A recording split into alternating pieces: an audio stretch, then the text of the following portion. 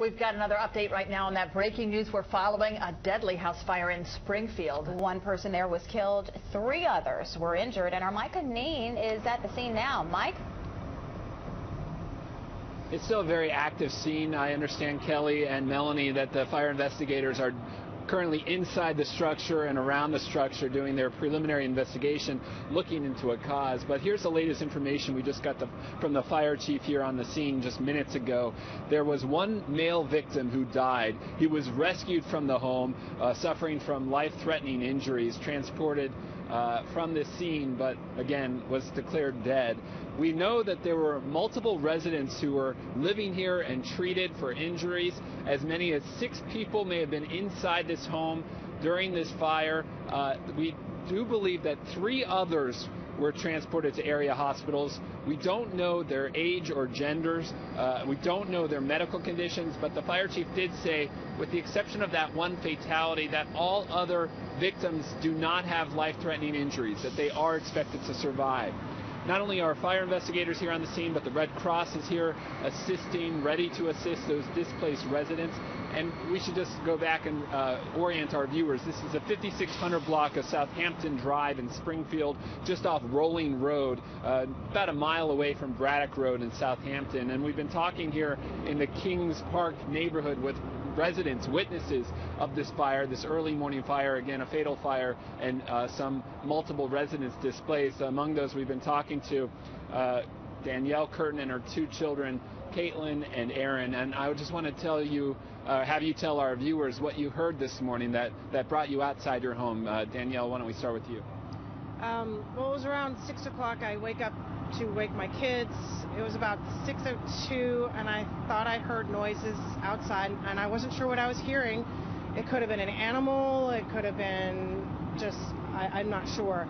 So I slightly opened my window and tried to listen and didn't hear anything else. So I started to walk to wake the kids up, heard it again. I opened my window fully, and that's when I could hear a man's voice, and it sounded like a child's voice yelling help. I heard it about 2 or 3 times, and that's when I realized that's someone calling for help. And at that time, my daughter ran out of her room. She said, "I think someone is in trouble."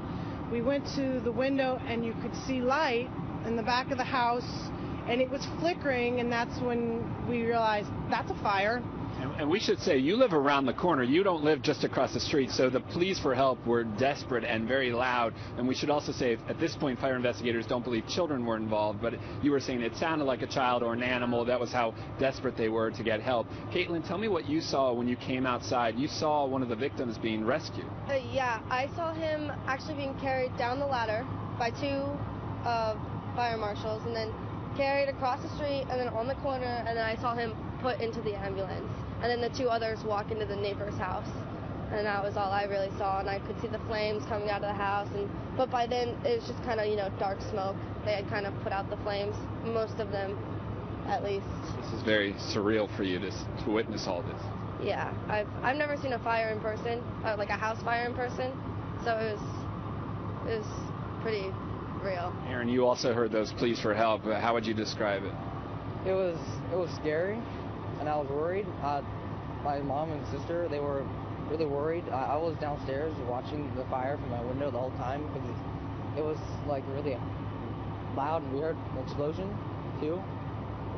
It was scary. All right. Thank you all for talking with us. We appreciate you talking with us live on News Channel 8. So this fire investigation really just getting underway. Again, the cause still unknown. They're looking inside the home to make sure, or look to see if there are smoke detectors or what kind of fire suppression there may be here. And we should also note there is a beware of dog sign on the door that's unclear from the fire investigators at this point if there was an animal at the home, if that animal also died in this fire. But again, just recapping what we know at this point here in Springfield, 1 fatality, multiple injuries. We're trying to get more details on those survivors and their medical conditions, but we'll keep you posted throughout the morning here on News Channel 8.